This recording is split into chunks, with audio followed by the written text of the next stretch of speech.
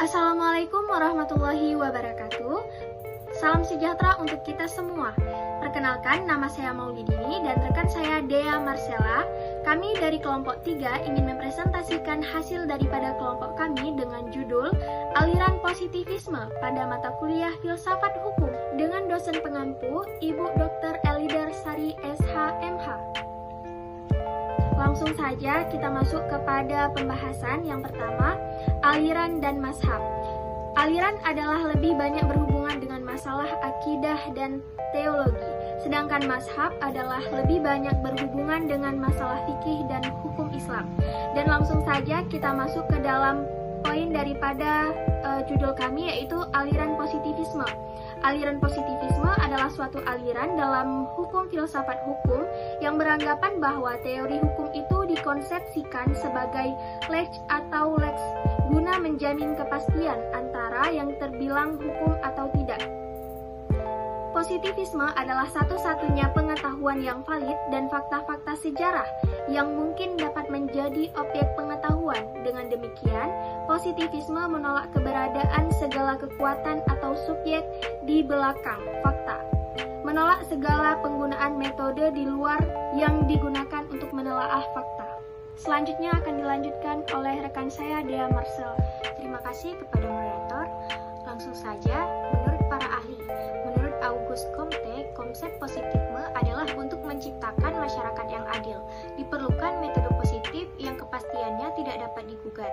Metode positif ini mempunyai 4 ciri, yaitu yang pertama, metode ini diarahkan pada fakta-fakta. Yang kedua, metode ini diarahkan pada perbaikan terus-menerus dari syarat-syarat hidup.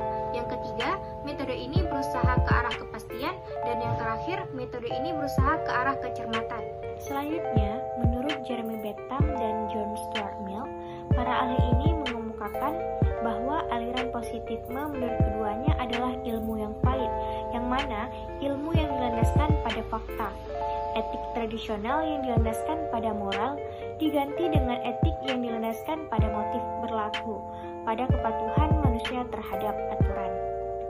Selanjutnya, menurut pandangan kami mengenai pendapat para tokoh-tokoh aliran positivisme, kami menyimpulkan dengan kita memahami apa itu aliran positivisme, maka sangat kita perlukan dalam keseharian kita.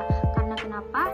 Dengan pemahaman demikian, kritik atas suatu metode atau berpikir adalah keniscayaan. Karena saya berpandangan bahwa dari sisi positif, dari positifisme sangat diperlukan, bahwa banyak orang-orang hari ini menjadi penganut fatalisme, ajaran atau paham bahwa manusia dikuasai oleh nasib, bisa jadi bermula dari keengganan menggunakan akal, mengamati fakta, menelaah pengalaman, dan memverifikasi fakta. Dan yang kedua, positifisme bertujuan agar ilmu pengetahuan bebas nilai atau netral. Tujuan akhirnya adalah menghasilkan pengetahuan tanpa memperhatikan pengaruh pandangan politik, moral, atau nilai-nilai yang dipegang oleh yang terlibat dalam penelitian. Sains harus dinilai dengan logika yang idealnya menghasilkan prinsip universal. Baik, selanjutnya saya akan menjelaskan tentang manfaat mempelajari filsafat dan aliran positivisme. Manfaat mempelajari filsafat dapat memberikan manfaat antara lain yang pertama, sebagai sarana pengujian penalaran ilmiah sehingga menjadi kritis terhadap kegiatan ilmiah. Yang kedua, merupakan metode untuk merefleksi, menguji, mengkritisi, memberikan asumsi keilmuan. Dan yang terakhir, memberikan pendasaran logis terhadap metode keilmuan. Baik, selanjutnya manfaat mempelajari aliran positivisme. Positivisme bertujuan agar ilmu pengetahuan bebas nilai atau netral. Tujuan akhirnya adalah menghasilkan pengetahuan tanpa memperhatikan pengaruh pandangan politik, moral atau nilai-nilai yang dipegang oleh yang terlibat dalam penelitian. Sains harus dinilai dengan logika yang ideal, menghasilkan prinsip universal. Baik, terima kasih. Hanya ini yang dapat kami presentasikan. Apabila dari rekan-rekan ada yang ingin ditanyakan serta memberi kritik dan saran, kami persilakan untuk menulisnya di kolom komentar. Apabila ada salah kata maupun ucapan, kami mohon maaf.